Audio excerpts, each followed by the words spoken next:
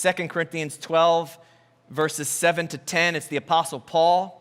He begins by saying that he prayed to the Lord 3 times that a thorn in the flesh would be removed. He identifies he identifies the thorn in the flesh as a messenger of Satan that is striking me. I've translated that because we can't tell what it was that was nagging Paul, that was irritating Paul. Many people have their own presumptions about it. I keep it very ambiguous because I believe your thorn is customized to your life as my thorn, and sometimes those thorns, which Paul says is like Satan striking me, they hurt like hell. That's what he was saying. And yet, here's the irony. The reason that the thorn was allowed to stay was to humble him. Like a tent stake, keeping it in the ground. And Satan's priority is to cause us to be prideful and arrogant.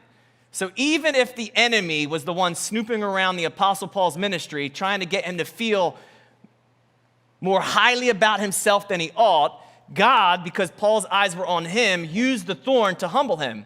Because then God's answer to this plea, please remove it from me. Please fix this relationship. Lord, please show me that you are with me. Answer me. And he says, my grace is suffice. I don't think that was the answer that Paul or sometimes we want to hear.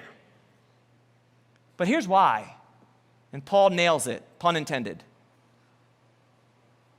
The thorn in Paul's faith becomes a throne for the power of God to rest upon.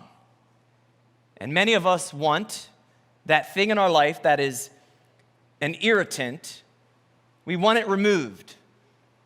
And God is saying, if I remove it, then you will no longer seek me. And my grace, which is effective, it's a powerful influence on a Christian's life.